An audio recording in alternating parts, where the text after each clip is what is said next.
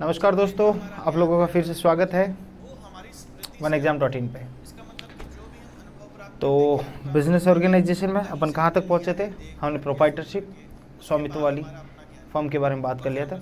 हमने पार्टनरशिप के बारे में काफ़ी लास्ट क्लास में हमने काफ़ी बातें कर ली थी, और पार्टनरशिप के बारे में जो बातें हमने करी उसमें एक बार क्विक रिवीजन अगर हम करना चाहें तो आज शुरू कर देते हैं। पार्टनरशिप मैंने आपको बताया था एक एक्ट की तरह चलती है, पार्टनरशिप एक्ट 1932 के अकॉर्डिंग, ठीक है।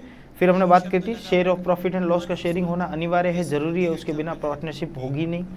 फिर मैंने बोला था 3 चीज़ जो मेन इंपॉर्टेंट है पार्टनरशिप में, पार्टनरशिप बनने में, एक 2 या 2 से अधिक लोग, एक नहीं 2 या 2 से अधिक लोग हो, प्लस उनमें क्या हो, उनका ऑब्जेक्टिव कॉमन ऑब्जेक्टिव हो, एक उद्देश्य हो, उस उद्देश्य के लिए काम कर रहे हो।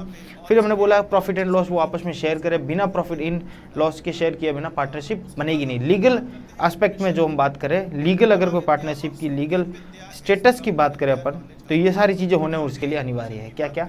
एक तो 2 या 2 से अधिक लोग होने चाहिए, उनके बीच में क्या होना चाहिए, उनके बीच में प्रॉफिट को या लॉस को शेयरिंग करने का एक एग्रीमेंट होना चाहिए, एक डीड होना चाहिए। जिस एग्रीमेंट को हम क्या बोलते हैं, पार्टनरशिप डीड बोलते हैं। वो लिखित भी हो सकती है, वो मौखिक भी हो सकती है, रिटन और ओरल दोनों हो सकती है, राइट। उसके बाद हमने बोला था इसकी फॉर्मेशन का तरीका क्या है, क्या ये इजी है फॉर्मेशन करने में, क्या ये हार्ड है? तो हमने बोला था बहुत इजी है, खाली एक डीड आपस में एग्रीमेंट हो जाएगा प्रॉफिट शेयरिंग का। आपको बिजनेस पता है, ये बिजनेस करना है, 4 लोग मिले, 2 से अधिक लोग मिले, या 2 लोग ही मिल गए, तो क्या हो जाएगा, एक बिजनेस का फॉर्मेशन हो गया। हमने एक एग्रीमेंट कर लिया, चाहे ओरल हो चाहे रिटर्न हो, और हमने उसमें बोल दिया हाँ आज से बिजनेस स्टार्ट। तो उसका फॉर्मेशन और क्लोजर बहुत आसान है। फिर हमने इसकी लाइबिलिटी के बारे में बात की थी, 2 मुख्य बात लाइबिलिटी के बारे में बात की थी। तो उसमें बोला एक लिमिटेड और एक अनलिमिटेड। तो मैंने आपको बताया था पार्टनरशिप की लाइबिलिटी होती क्या है, तो आप सबने बताया था कि वो सर अनलिमिटेड होती है। क्या होती है? अनलिमिटेड। और इसी पॉइंट को हटाने के लिए, लिमिटेड करने के लिए, हमने एक और नई चीज़ जो मार्केट में आ रखी है वो है लिमिटेड लाइबिलिटी पार्टनरशिप एक्ट 2008, ठीक है। फिर हमने बताया था, ये हालांकि आपके कोर्स में नहीं है लेकिन इसके बारे में थोड़ी सी हमने बातें की थी, ठीक है।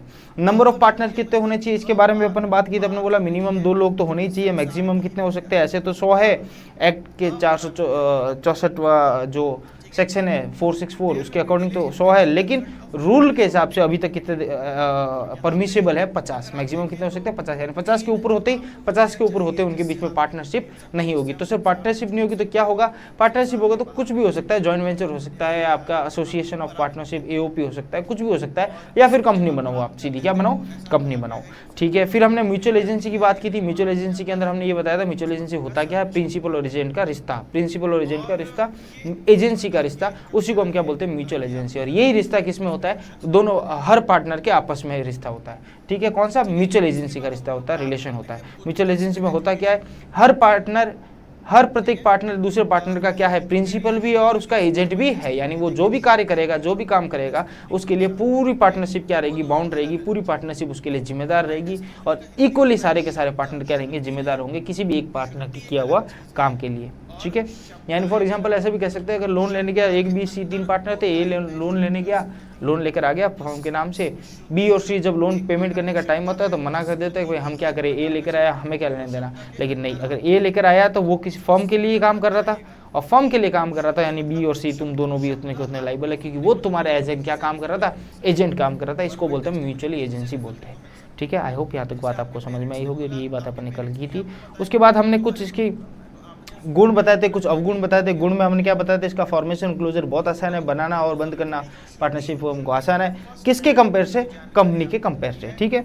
फिर हमने बोला डिसीजन मेकिंग बैलेंस रहती है, क्योंकि एक से अधिक पार्टनर होते हैं तो डिसीजन लेने में आसानी होती है। फिर ज़्यादा फंड होता है, ज़्यादा पार्टनर होंगे, रिस्क भी आपस में डिस्ट्रीब्यूट होती है, शेयरिंग हो जाती है। और सेक्रेसी मतलब सीक्रेट, आप डॉक्यूमेंट को सीक्रेट रखें, क्योंकि पब्लिकली आपको तो कोई डॉक्यूमेंट पब्लिश करना नहीं है, आपको कोई अकाउंट और बुक्स ऑफ अकाउंट और ये सब किसी को दिखानी नहीं है, आपस में ही आपको सेट रखनी है, ठीक है। फिर हमने इसकी लिमिटेशन की बात करी थी, इसके कुछ अवगुण की बात करती है। अवगुण में सबसे बड़ा अवगुण था इसकी अनलिमिटेड लाइबिलिटी, यानी लाइबिलिटी वही का वही प्रोप्राइटर में भी यही था, अनलिमिटेड लाइबिलिटी वाली दिक्कत थी, और यहाँ पे भी वही दिक्कत है कि इसकी अनलिमिटेड लाइबिलिटी होती है। यानी लाइबिलिटी इसकी फिक्स नहीं है, अनलिमिटेड है। जब तक पूरा लाइबिलिटी खत्म नहीं हो, आप सबको या तो घर से लेकर आओ, कहीं से भी लेकर आओ, आपको भरना पैसा भरना ही पड़ेगा। फिर हमने पॉसिबिलिटी ऑफ कन्फ्लिक्ट की बात करती। कन्फ्लिक्ट का पॉसिबिलिटी क्या होता है? कन्फ्लिक्ट का पॉसिबिलिटी ये होता है, आपस में क्या होता है? मतभेद होता है। ज़्यादा एक से ज़्यादा लोग अगर एक ही चीज़ का डिसीजन लेंगे तो मतभेद होना सामान्य से बात है, होना ही होगी। और म्यूचुअली कुछ किसी का अच्छा बैठ जाता है, वही पार्टनरशिप सक्सेस होती है। बाकी सब में क्या होता है? कन्फ्लिक्ट का इंटरेस्ट हो जाए, इंटरेस्ट ऑफ कॉन्फ्लिक्ट हो जाता है, कहने का मतलब आपस में मतभेद हो जाता है।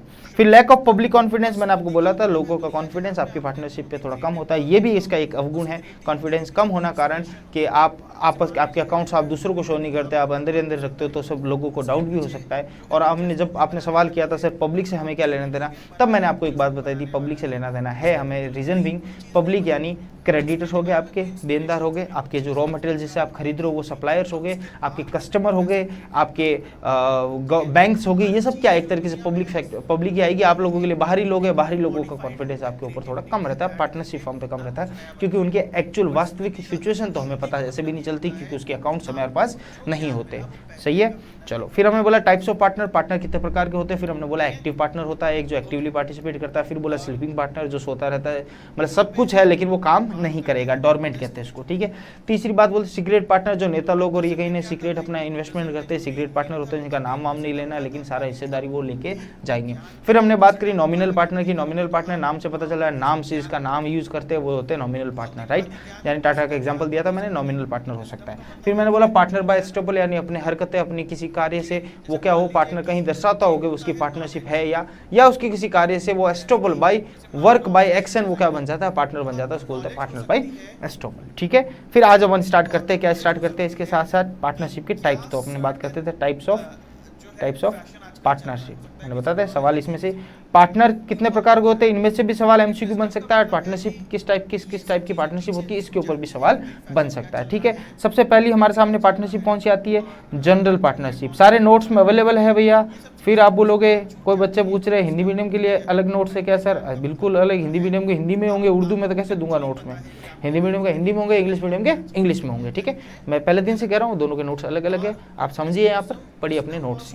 चलो जनरल प्रिंसिपल दैट मीन्स क्या हो कि पार्टनरशिप यानी नॉर्मली जो पार्टनरशिप अपन दिन रात जो कॉन्स्टिट्यूट करते हैं, पार्टनरशिप जो चलती है वो सारी पार्टनरशिप कैसी कहलाती है, जनरल, जिसमें कोई नई कुछ नवीकरण कुछ नहीं है, नॉर्मल पार्टनरशिप है, बिजनेस कर रहे हैं, दो लोग मिलकर एग्रीमेंट हो रहा है और अपना काम चला रहे हैं, बिजनेस कर रहे हैं, म्यूचुअल एजेंसी उनके बीच में और काम कर रहे हैं, वो सब क्या है, जनरल पार्टनरशिप। ठीक है, सेकेंड इंपॉर्टेंट क्या है, ये दूसरे नाम आ रहे हैं ना। लिमिटेड पार्टनरशिप क्या होती है, लिमिटेड पार्टनरशिप ये होती है जिसमें एक पार्टनर का, मैं अगर यहाँ पे लिखना चाहूँ तो ये आपको ये लिख दूँ, ओके, ओनली वन पार्टनर, को भी एक partner, only one partner,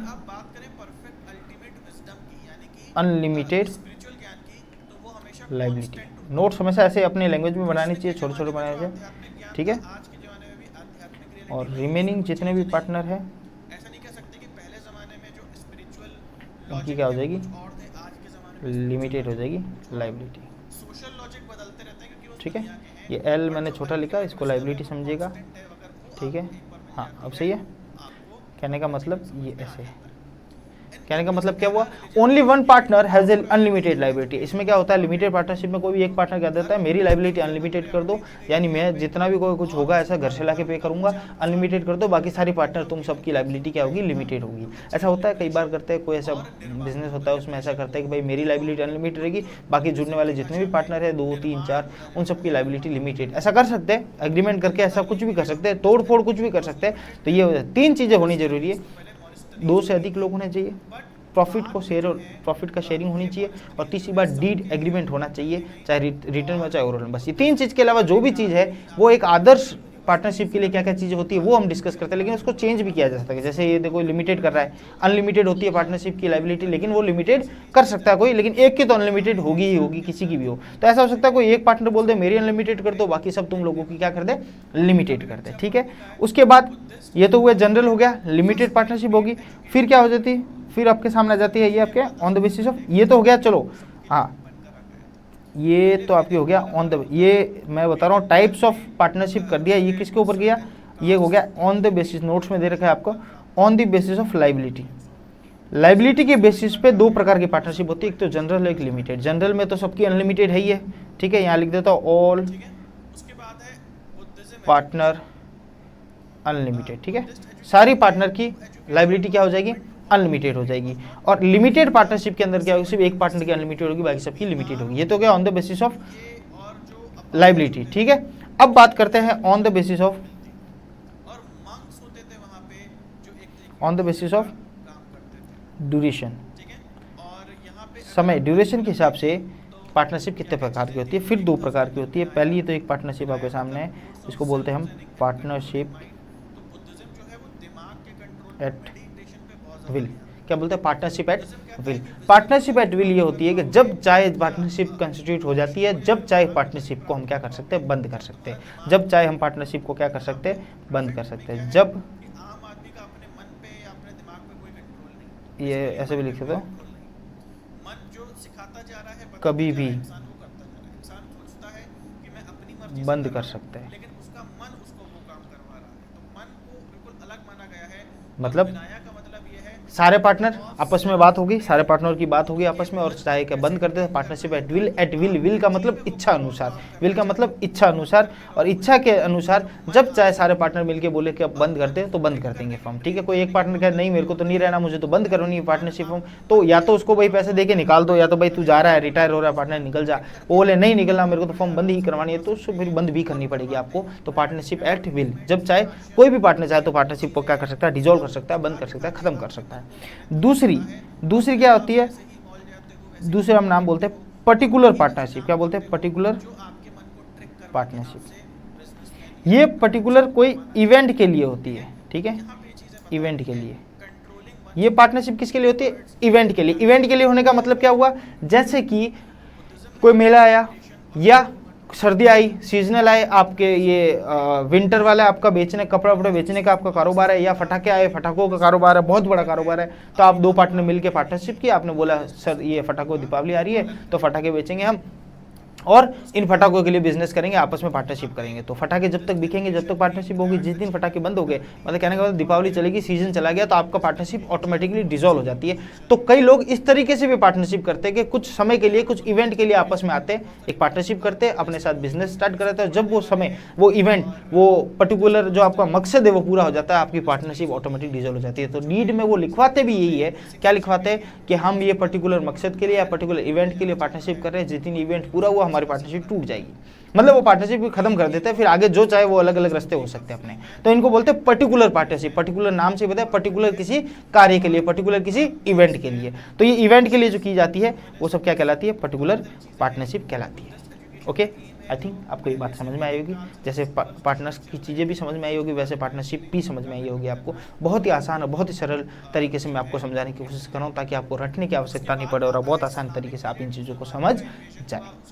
comment करके बताइएगा आपको चीज़ें कैसी लग रही है, किस तरीके से काम चल रहा है अपना, किस तरीके से हो रहा है, वो बताते रहिएगा। ठीक है, ज़्यादा से ज़्यादा अपने दोस्तों को शेयर कीजिएगा और उनको बोलिएगा कि अटेंड करें क्लासे, फ्री ऑफ कॉस्ट है, और आप यूट्यूब पे अटेंड कर सकते हैं। चलो, आई थिंक पार्टनरशिप की सारी बातें हो गई। एक लास्ट बात रही है, लास्ट टॉपिक रहा है, उसके अलावा पार्टनरशिप की सारी बातें करनी। पार्टनरशिप होता क्या है, उसके गुण क्या है, अवगुण क्या है, कितने हो सकते हैं, फिर अपने बोला पार्टनर्स होते कितने प्रकार के हैं, पार्टनरशिप कितने प्रकार की होती है। एक लास्ट चीज़ रही है हमारी, वो है पार्टनरशिप डीड।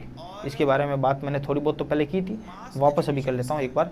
पार्टनरशिप डीड, इसको क्या बोलते हैं हम? दूसरा नाम क्या बोलते हैं इसको? एग्रीमेंट। क्या बोलते हैं इसको? एग्रीमेंट। क्या बोलते हैं इसको? एग्रीमेंट भी बोलते हैं। पार्टनरशिप डीड या एग्रीमेंट, ये क्या है? ये दोनों तरीके से होती है। मैंने आपको शुरू में बताया था, ये ओरल भी हो सकती है, मौखिक भी हो सकती है, और रिटर्न भी हो सकती है, ये लिखित भी हो सकती है। लॉ में दोनों को मान्यता है, लेकिन कोर्ट में जब जाओगे तो लिखित वाली जो मामला है ये थोड़ा एविडेंस के रूप में थोड़ा सा क्या पड़ेगा? भारी पड़ेगा। और जब ऐसे कॉन्फ्लिक्ट हो जाए, लड़ाई हो जाए आपस में, तो एविडेंस के लिए लिखित वाली चीज़ें ज़्यादा मायने रखती है। ठीक है, चलो, होता है क्या इस डीड के अंदर? सर इस डीड के अंदर ये होता है, इस डीड के अंदर सबसे पहले तो नाम होता है। नाम किसका? नाम बिजनेस का भी नाम, जो फॉर्म है आपका उस बिजनेस का भी नाम, और पार्टनर्स का भी नाम। जो भी पार्टनर्स है उनका नाम, एड्रेस, सारी चीज़ हो जाती है। फिर क्या होता है? फिर उनका नेचर होता है, नेचर ऑफ बिजनेस होता है, यानी बिजनेस किस प्रकार का है आपका, क्या काम करोगे आप, क्या क्या काम करोगे इस बिजनेस के अंदर, राइट? किस किस तरीके के काम करोगे। कोई कोचिंग पढ़ाने का काम है, किसी का कुछ चीज़ बेचने का काम है, किसी का सर्विस सेक्टर का काम है, कोई पैसे शुदा लोग हैं तो वो आपस में पैसा वाले काम करेंगे। फिर कोई बिजनेस कर रहा है तो बिजनेस तरीके, तो अलग अलग जो भी नेचर, जिस तरीके का आपका बिजनेस है, बिजनेस का नेचर आपको डालना है। फिर आपको दूसरी बात क्या डालनी है? ड्यूरेशन। क्या ये पार्टनरशिप एट विल है या पार्टनरशिप फॉर पर्टिकुलर इवेंट है? जो भी हमने पढ़ा था पर्टिकुलर इवेंट के लिए क्या है, वो वाली बातें आपको पढ़नी पड़ेगी। फिर ड्यूरेशन भी उसमें लिखना पड़ेगा। एट विल होगा, कुछ लिखने की आवश्यकता नहीं है, जिंदगी भर चलेगी वो, तो कुछ नहीं लिखोगे तो मतलब वही, अगर कुछ समय के लिए लिखना है तो वो समय आपको उसके अंदर डालना पड़ेगा, समय आपको उसके अंदर इनप्लेट करना पड़ेगा, और पार्टनरशिप डीड के अंदर वो समय लिखना पड़ेगा। ठीक है, और क्या आएगा? और सबसे इंपॉर्टेंट बात, इन्वेस्टमेंट, किस पार्टनर ने कितना इन्वेस्टमेंट किया है, क्या सबने बराबर किया है, कितना इन्वेस्टमेंट किया है, उनका शेयरिंग क्या है, उनका शेयरिंग रेशियो क्या है, शेयरिंग बोल दो या रेशियो बोल दो, किसका प्रॉफिट एंड लॉस बांटने का रेशियो क्या है, वो रेशियो बता दो, उसके अंदर शेयरिंग बता दो 50-50 है कि 90-10 है, क्या है, वो सारी रेशियो उसके अंदर बता दो। फिर दूसरी बात हम क्या करेंगे, सैलरीज की बात करेंगे, कौन किस पार्टनर को कितनी तनख्वाह मिलेगी, जो काम कर रहा है एक्टिव पार्टनर, दूसरे सो रहे या बैठे हैं उसको तो पैसा, बट ऑब्वियसली बात है उसको तो पैसा क्यों देंगे, जो काम कर रहा है उसी को पैसा देंगे। तो आप देखोगे उसकी सैलरी क्या है, उसकी सैलरी क्या, वो भी डीड के अंदर लिखी जाएगी कि जो काम करेगा उसको इतनी तनख्वाह मिलेगी, इतनी चीज़ मिलेगी, इतना उसको क्या मिलेगा, इंटरेस्ट मिलेगा। क्या मिलेगा, इंटरेस्ट। किस पे मिलेगा, ड्राइंग पे, अगर वो घर ले जाता है ड्राइंग, यानी घर पे विड्रॉ करके घर ले जाता है ड्राइंग पे, या जो कैपिटल उसने डाली है उस कैपिटल पे इतना क्या मिलेगा, ब्याज मिलेगा, और ब्याज भी उसके अंदर पार्टनरशिप डीड के अंदर लिखा हुआ होता है। तो ये सब चीज़ें लिखी जाती है कि उस डीड के अंदर क्या क्या रहेगा मामला। और फिर एक और चीज़ अगर आप ध्यान रखो तो उसमें लिखा था duties and responsibility, duties and responsibility भी लिखे चलेंगे अपन किसके अंदर, उस पर्टिकुलर डीड के अंदर के किस किस की क्या क्या ड्यूटी है, किस किस की क्या क्या दायित्व है, किस किस की क्या क्या कार्य है, काम है, रेस्पॉन्सिबिलिटी है जो आपको काम करना है। और सबसे लास्ट में अपन एक चीज़ लिख जाएंगे, डिसोल्यूशन। डिसोल्यूशन मतलब जब पार्टनरशिप बंद करेंगे तो उस समय बंद करने का तरीका क्या रहेगा, एसेट्स है जो फर्म की है, फर्म की जो आय है, पैसे किस तरीके से डिस्ट्रीब्यूट, वो तो प्रॉफिट शेयरिंग रेशियो के हिसाब से हो जाएगा, लेकिन फर्म की जो एसेट्स है उन एसेट्स को आप किस तरीके से बांटोगे, ठीक है, संपत्तियां है जो उसको किस तरीके से बांटोगे, और संपत्तियों का भी विवरण आपको डिसोल्यूशन के टाइम जब आप फॉर्म बंद कर दोगे वो भी पहले ही उसकी डीड के अंदर लिखे जाते हैं। डीड के अंदर बहुत सारे क्लॉजेज लिखे जाते हैं, उस क्लॉजेज के अंदर सारी चीज़ें लिखी जाती है। क्लॉजेज कुछ नहीं है, एक पैराग्राफ पॉइंट्स है, उन पॉइंट्स के अंदर सारी चीज़ें लिखी जाती है। तो अगर कोई पूछ ले पार्टनरशिप डीड के अंदर क्या क्या आता है तो आपको ये पता होना चाहिए, नाम आता है, बिजनेस का नेचर आता है, फिर ड्यूरेशन आता है, इन्वेस्टमेंट आता है, फिर शेयरिंग, प्रॉफिट शेयरिंग रेशियो जो भी है वो उसमें लिखा हुआ होता है, फिर आपका सैलरी किसको क्या देनी है, interest on drawing, interest on capital कितना देना है उनको, डिसोल्यूशन के समय क्या सिस्टम रहेगा, और क्या ड्यूटीज एंड रेस्पॉन्सिबिलिटी है उनकी वो भी लिखे जाएंगे। रेस्पॉन्सिबिलिटी कह दो, ऑब्लिगेशन कह दो, ऑब्लिगेशन या दायित्व कह दो उनके, कुछ भी कह दो, सारी बात एक ही है। ओके तो यहाँ पे पार्टनरशिप की सारी बातें लगभग सारी बातें मैंने कंप्लीट कर दी है। इसके बाहर पार्टनरशिप के अंदर से कुछ भी नहीं आना है। अगर ये मेरी 2 क्लासें आपने ढंग से देख ली तो उसके बाहर कुछ भी नहीं आना है, राइट। आई होप मेरी सारी बातें आपको काम आई होगी, आपको समझ में आई होगी, काम तो आएगी, समझ में आई होगी। और रेस्पॉन्स आप थोड़ा कम दे रहे हो बिजनेस की क्लासेस को, रेस्पॉन्स थोड़ा अच्छा दीजिएगा। रेस्पॉन्स दोगे तो उतना ही मेरे पढ़ाने का होगा, क्योंकि आप थोड़ा लेट लतीफ़ हो रहा है, या तो टाइमिंग मैच ही नहीं हो रहा है आपका, या कुछ मिसमैच हो रहा है, तो देख लीजिएगा। चलो शुरू करते हैं हम आगे। हमने क्या पढ़ लिया, हमने वापस देख लेते हैं, प्रोप्राइटरशिप पढ़ लिया हमने पार्टनरशिप पढ़ लिया। इसके बीच में सर आपने एचयूएफ भी हमें बता दिया, एचयूएफ में क्या सिस्टम होता है वो भी बता दिया। लास्ट क्लास में मैंने इनमें माइनर का क्या रोल था वो भी बता दिया, और फीमेल का क्या रोल था वो भी बता दिया मैंने। को पार्टनर शादी से पहले, शादी के बाद उनका क्या रोल है, वो भी सारी बातें मैंने आपको बताते हुए चला था, ठीक है। ओके अब शुरू करते हैं अपन, क्या शुरू करते हैं, कुछ तो करेंगे। चलो, कोऑपरेटिव सोसाइटीज, क्या बात करते हैं, कोऑपरेटिव सोसाइटीज। अच्छा एक सवाल पूछ लूँ सर, ये जो पढ़ रहे हैं अपन सारी चीज़ें, ये सर है क्या, मतलब आपका सवाल है, मेरे से पूछा जा रहा है सर ये सारी चीज़ें हम पढ़ रहे हैं क्या पढ़ रहे हैं। वापस मेरे को याद दिलाता हूँ, आप भूल जाओगे, क्योंकि इतने सारे सब्जेक्ट्स आपको पढ़ने, इतनी तैयारी करनी है, उसके बाद पार्ट 1 पार्ट 2 ये सारे पेपर से बहुत तकलीफ देंगे, इसलिए मैं बार बार आपको याद दिलाता चाहता हूँ। अपन पढ़ रहे हैं फॉर्म्स ऑफ ऑर्गेनाइजेशन, क्या पढ़ रहे हैं, forms of organisation, business organisation, याद रखना क्या लगा दिया मैंने इसके आगे, फॉर्म्स ऑफ बिजनेस ऑर्गेनाइजेशन पढ़ रहे अपन, यानी बिजनेस ऑर्गेनाइजेशन किस किस प्रकार के हो सकते हैं। तो हमने पढ़ा एक स्वामित्व वाला, एक प्रोप्राइटरशिप वाला हो सकता है, फिर हमने बोला कि एचयूएफ हिंदू अनडिवाइडेड फैमिली हो सकता है, उसके बारे में उसकी सारी चीज़ें हमने पढ़ी। फिर हमने पढ़ा क्या कि पार्टनरशिप हो सकता है, साझेदारी फॉर्म हो सकती है, उसके बारे में भी हमने सारी चीज़ें पढ़ी। और फिर अब हम पढ़ रहे हैं कोऑपरेटिव सोसाइटी भी हो सकता है, कोऑपरेटिव सोसाइटी के रूल में बिजनेस को कर सकता है, उसके बारे में हम सारी बातें पढ़ते जा रहे हैं, ठीक है। शुरू करें लेके हरि का नाम। मैंने एक बार स्टार्टिंग क्लास में जब इंट्रोडक्शन कराया था, फॉर्म्स ऑफ इसके बारे में बताया था, तो मैंने आपको ये बताया था कोऑपरेटिव सोसाइटी जो है वो किससे चलती है। तो मैंने आपको बताया था ये चलती है cooperative society act 1912 cooperative society act 1912 के अकॉर्डिंग क्या चलता है आपका, कोऑपरेटिव सोसाइटी। ये एक्ट है, जैसे पार्टनरशिप का एक्ट था 1932, वैसे इसका भी एक्ट है 1912।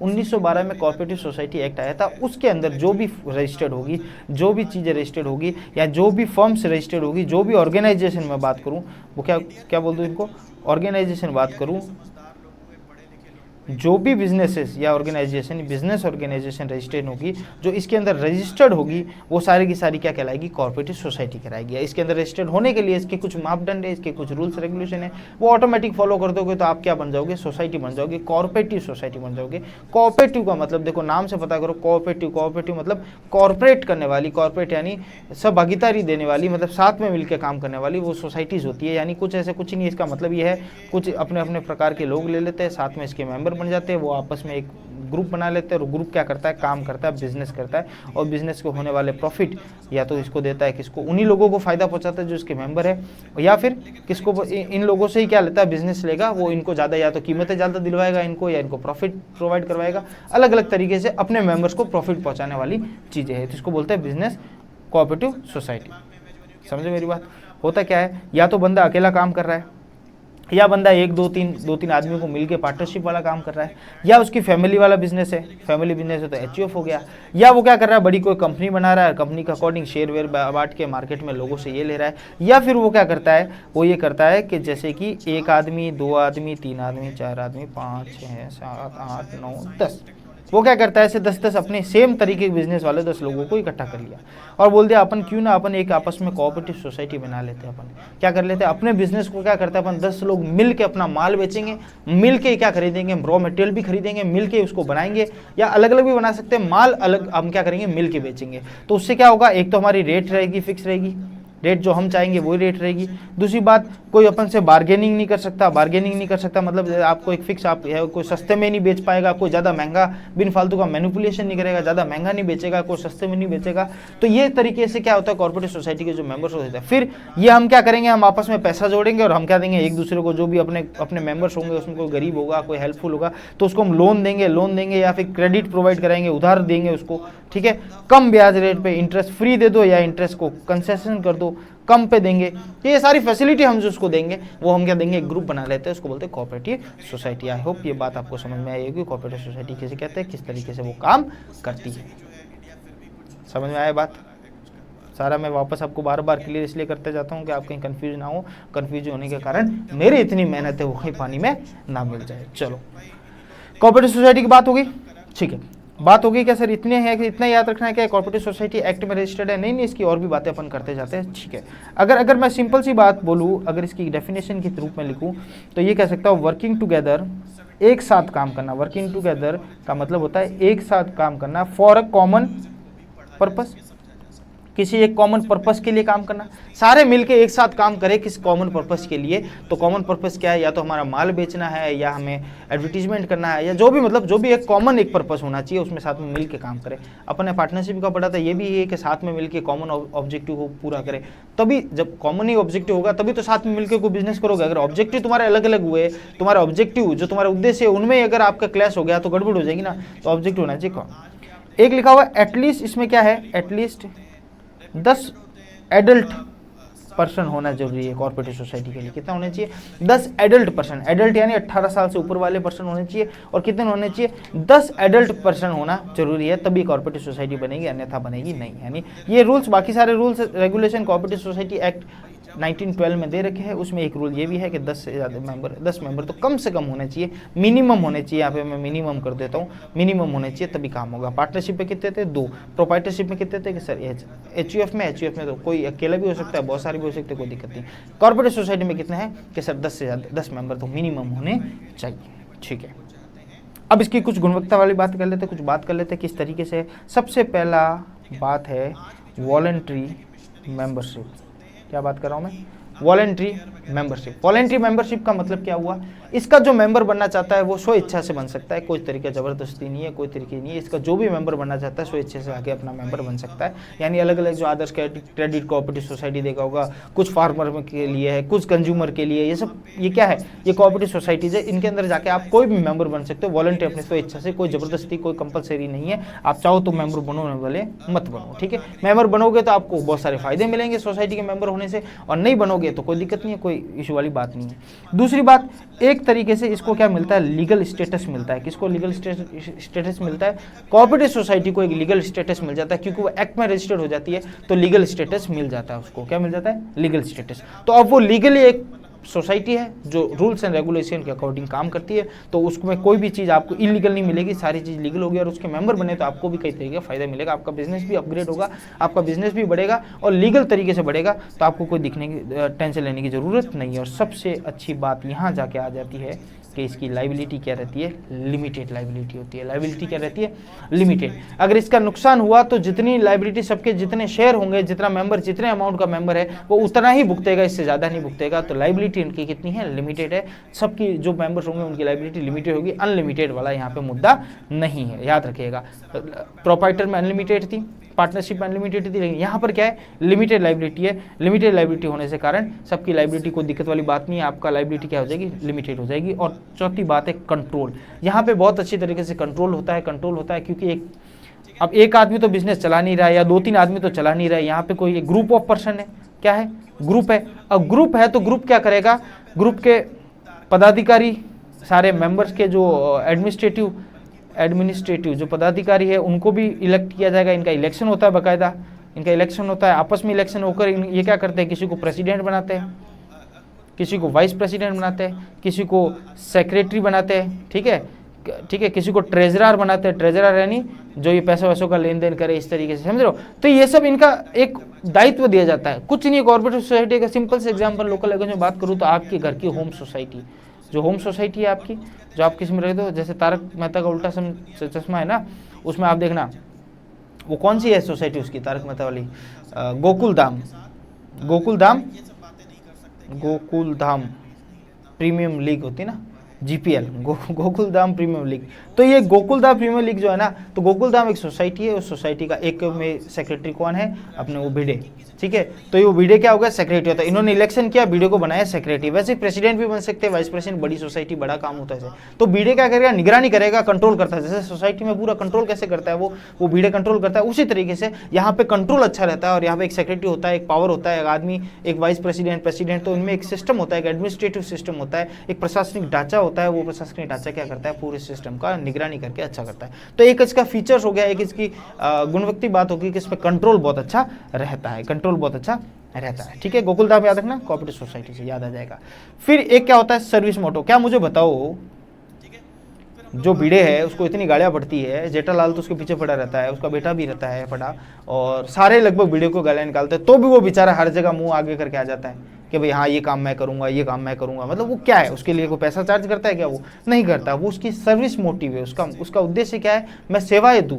उसका उद्देश्य क्या है, मैं सेवाएं दूं। तो हमेशा कॉर्पोरेट सोसाइटी का उद्देश्य रहता है, वो सर्विस मोटिव का उद्देश्य रहता है, और वो उसका काम होता है सर्विस देने का। तो एक तरीके से प्रॉफिट मोटिव यहाँ पे काम नहीं होता, प्रॉफिट कमाने का काम नहीं होता, यहाँ पे क्या होता है, सर्विस। अगर पीढ़े चाहे प्रॉफिट कमाना तो वो उसकी नीयत में खोट आ सकती है, लेकिन अगर सर्विस मोटिव है तो वो क्या करता है, सब काम अच्छा करता है। तो इसीलिए यहाँ पे क्या होता है, सोसाइटी में सबसे बड़ा मोटिव होता है प्रॉफिट मोटिव, सर्विस मोटिव, ठीक है। समझ में आएगा, ठीक है। सब आपस में एक दूसरे की हेल्प करते हैं और काम करते हैं, यही कोऑपरेटिव सोसाइटी का रूल्स है। चलो, अब रोज का काम अपना, जब मैंने इसके बारे में सारी बात बता दी आपको, अब मैं पूछूंगा आपसे सवाल क्या पूछूंगा, मुझे बताओ इसके मेरिट्स क्या है, इसकी खूबी क्या है। खूबी क्या है, सबसे पहले एक खूबी तो है कि इक्विलिटी,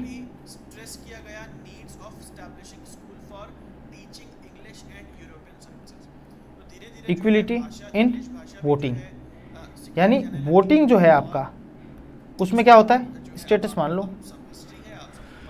यहाँ पे क्या होता है, कंपनी में अलग होता है। कंपनी में आपका क्या होता है, जितने आपके शेयर होंगे उतना आपको बेनिफिट रहेगा। आप बड़े शेयर होल्डर होंगे तो आपको वोटिंग का भी फायदा आपको मिलेगा। लेकिन यहाँ पे क्या होता है, कोऑपरेटिव सोसाइटी में सबकी वोट बराबर है। अगर 10 मेंबर है कोऑपरेटिव में, यानी 50 मेंबर है कोऑपरेटिव सोसाइटी के, तो ये 50 मेंबर के पास 50 वोट ही है। ऐसा नहीं है कि एक बहुत बड़ा भारी आदमी है या बहुत पैसों वाला आदमी है, जैसे हाथीराम है, हाथी भाई पे ऐसा नहीं कि 2 वोट इसको दिया जाए, या जेठालाल बहुत पैसों वाला है तो जेठालाल को 2 वोट दिया जाए, या तारक मेहता खुद बहुत ज़्यादा कवि ववि और इस तरीके से बोल करता है तो उसको 2 वोट दे दिया जाएगा। ऐसा नहीं होगा। वो क्या होगा, सबको बराबर समानतर अधिकार मिलेगा। यानी वो अब्दुल जो बैठता है ना बाहर, उस अब्दुल को भी क्या मिलेगा, जो सोडा बेचता है उसको भी बराबर का अधिकार मिलेगा, क्योंकि वो मेंबर ऑफ सोसाइटी है। तो यहाँ पे सबसे इसका अच्छा गुण है कि सबको बराबर का अधिकार दिया जाता है, चाहे औरत हो, लड़का हो, लड़की हो, बच्चे हो, जो भी, सबको बराबर का अधिकार दिया जाता है, ठीक है। हाँ, एडल्ट 10 मेंबर होने चाहिए, ठीक है। दूसरा सबसे अच्छी बात जो अपन ने करी थी, जो आज तक अपन को दिखने नहीं मिली थी, अभी तक जितनी भी बातें अपन पढ़ी उसमें क्या, लाइबिलिटी का खेल। लाइबिलिटी लिमिटेड, सब जगह अनलिमिटेड थी, यहाँ जाके लाइबिलिटी क्या आ गई, लिमिटेड लाइबिलिटी आ गई। यहाँ पे लाइबिलिटी आपकी क्या आ गई, लिमिटेड आ गई। फिर एक स्टेबल स्ट्रक्चर है, एग्जिस्टेंस है, सॉरी स्टेबल एग्जिस्टेंस है। स्टेबल एग्जिस्टेंस का मतलब ये हुआ, अगर जैसे अभी लेटेस्ट तारक मेहता का उल्टा चश्मा में वो क्या नाम है, काका, नट्टू काका, हालांकि वो तो गोकुलधाम का मेंबर भी नहीं रहा, अपन उस क्या बोले उस एपिसोड की बात करते हैं, उस पर्टिकुलर सीरियल की बात करते हैं, उनकी डेथ हो गई, उनकी डेथ हो गई। तो क्या उनकी डेथ होने से तारक मेहता का उल्टा चश्मा जो बंद हो जाएगा क्या, नहीं होगा, नहीं होगा। कारण क्यों नहीं होगा, क्योंकि एक मेंबर के जाने से या एक मेंबर के नए आने से इसके स्टेबिलिटी पे कोई फर्क नहीं पड़ता, ये हमेशा क्या रहता है, स्टेबल ही रहता है।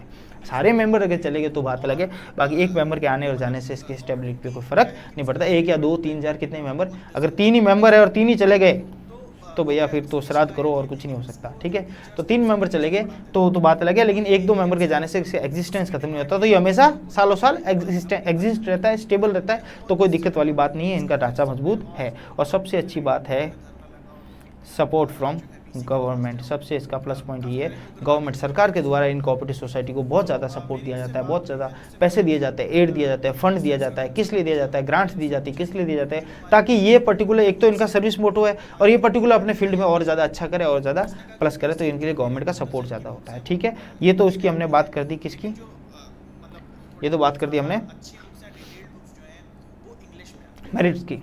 अब बात करते हैं लिमिटेशन की, ठीक है। लिमिटेशन क्या क्या है, इसके नुकसान क्या है इसकी लिमिटेशन क्या है, उसकी हम बात करते हुए चलते हैं।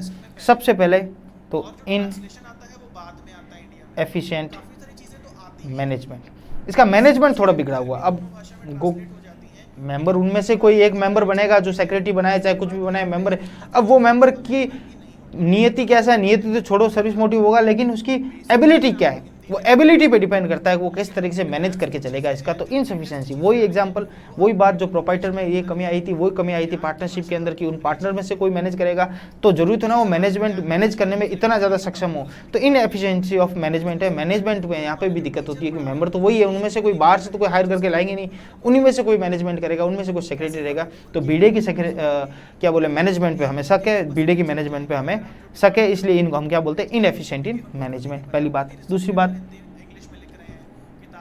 बात हमारे सामने, अगर गवर्नमेंट सपोर्ट करेगी तो गवर्नमेंट कंट्रोल भी तो करेगी।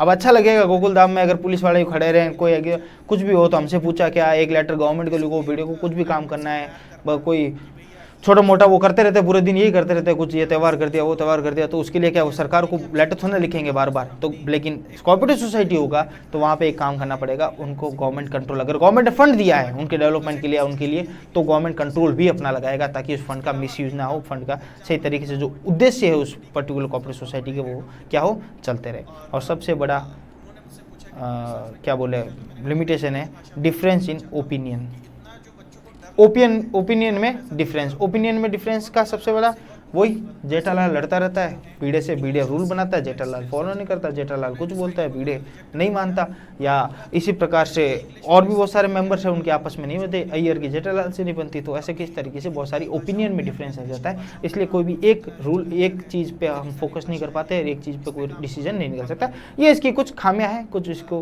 मैंने बोला पहले तारीफ करेंगे फिर उनको गालियाँ निकाल देंगे अपन, और इस तरीके से काम चल जाएगा, ठीक है। अब आई होप यहाँ तक आपको बात समझ में आई होगी, किसी तरह की कोई दिक्कत नहीं होनी चाहिए, ठीक है, कोई दिक्कत नहीं होनी चाहिए। अब अपन बढ़ते types of societies. Types of societies, सबसे पहले होता है कंज्यूमर कोऑपरेटिव सोसाइटी। क्या है कंज्यूमर कोऑपरेटिव सोसाइटी? सोसाइटी के किस किस तरह की सोसाइटी हो सकती है, मार्केट में किस किस तरह की सोसाइटी अवेलेबल्स है, तो उस सोसाइटीज़ के ऊपर हम बात करते हैं। तो टाइप्स ऑफ सोसाइटी में किस किस प्रकार की सोसाइटी हो सकती है। Number 1 consumer cooperative society. Consumer cooperative नाम से पता चल रहा है, कंज्यूमर कोऑपरेटिव सोसाइटी यानी किसके भले के लिए रहेगा, to protect the interest of consumers, consumer के हित के लिए बातें करेगा। जब नाम ही कंज्यूमर कोऑपरेटिव सोसाइटी है, या बात सारी हित की जाएगी, या कोई ना कोई सर्विस मोटिव होगा, तो कोऑपरेटिव सोसाइटी का मतलब ही यही है। और कंज्यूमर कोऑपरेटिव सोसाइटी हो गया मतलब कंज्यूमर के हित को प्रोटेक्ट करने के लिए एक सोसाइटी है, और सारे काम करेगी जो कंज्यूमर के हित को प्रोटेक्ट कर सके, उनके इंटरेस्ट को प्रोटेक्ट कर सके। दूसरी बात हमारे सामने आता है प्रोड्यूसर्स कोऑपरेटिव सोसाइटी कौन सी? Producer cooperative society. ये क्या काम करेगी? ये भी वही काम करेगी, प्रोटेक्ट इंटरेस्ट ऑफ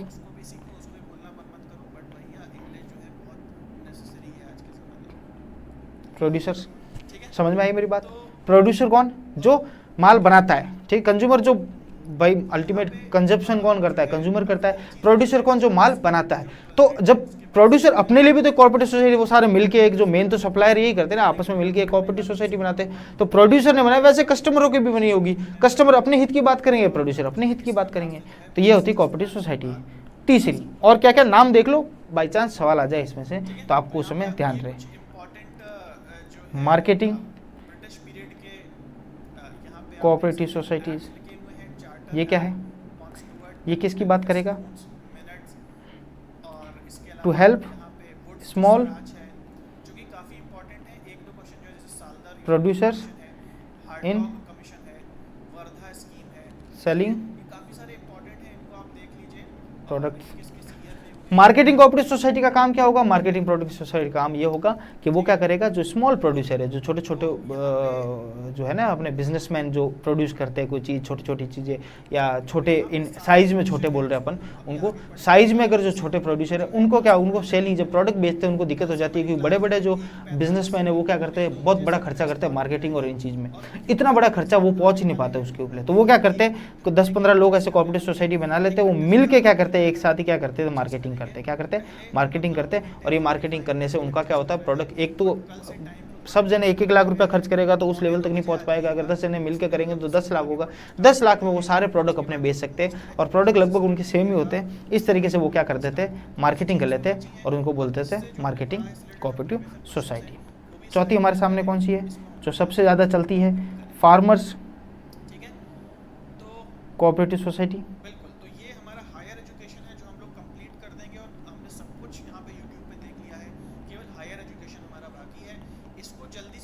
ये क्या करेगी? To protect